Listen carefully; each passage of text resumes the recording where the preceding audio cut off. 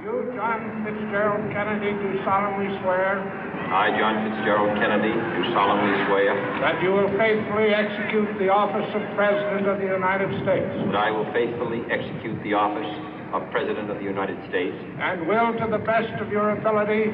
And will, to the best of my ability. Preserve, protect, and defend the Constitution of the United States. Preserve, protect, and defend the Constitution of the United States. So help you God. So help me God.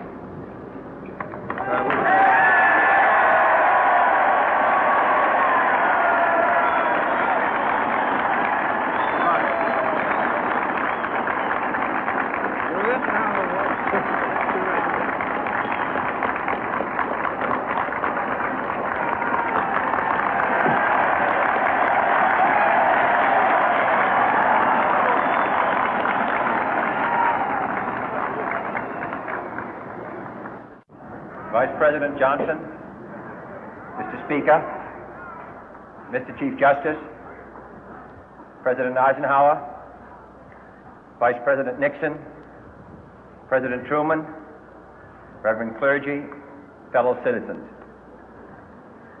We observe today not a victory of party, but a celebration of freedom, symbolizing an end as well as a beginning, signifying renewal as well as change. For I have sworn before you and Almighty God the same solemn oath our forebears prescribed nearly a century and 3/4 ago. The world is very different now, for man holds in his mortal hands the power to abolish all forms of human poverty and all forms of human life.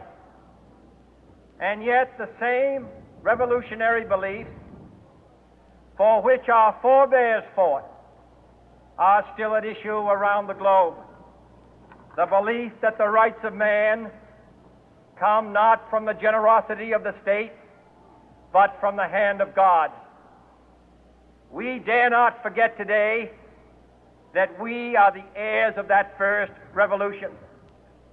Let the word go forth from this time and place to friend and foe alike that the torch has been passed to a new generation of Americans born in this century, tempered by war, disciplined by a hard and bitter peace, proud of our ancient heritage, and unwilling to witness or permit the slow undoing of those human rights to which this nation has always been committed and to which we are committed today at home and around the world.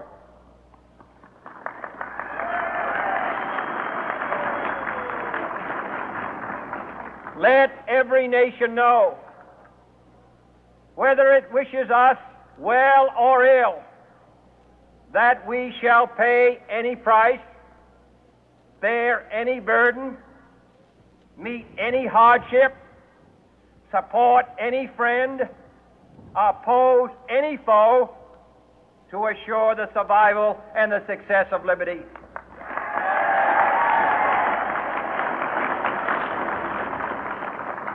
This much we pledge and more. To those old allies whose cultural and spiritual origins we share, we pledge the loyalty of faithful friends.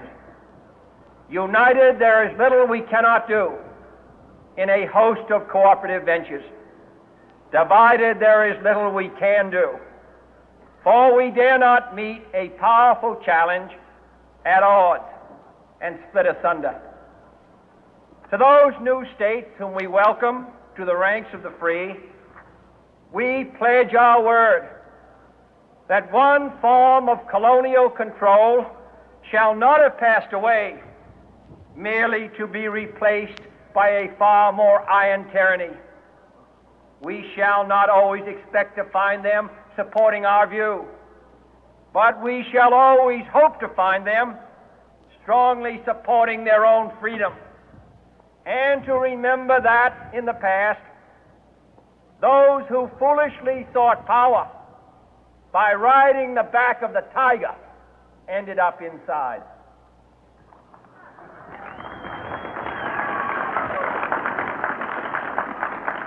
To those people in the huts and villages of half the globe struggling to break the bonds of mass misery, we pledge our best efforts to help them help themselves for whatever period is required, not because the communists may be doing it, not because we seek their votes, but because it is right.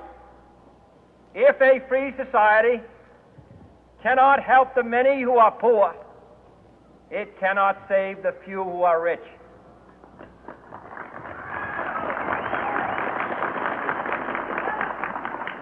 To our sister republics south of our border, we offer a special pledge to convert our good words into good deeds,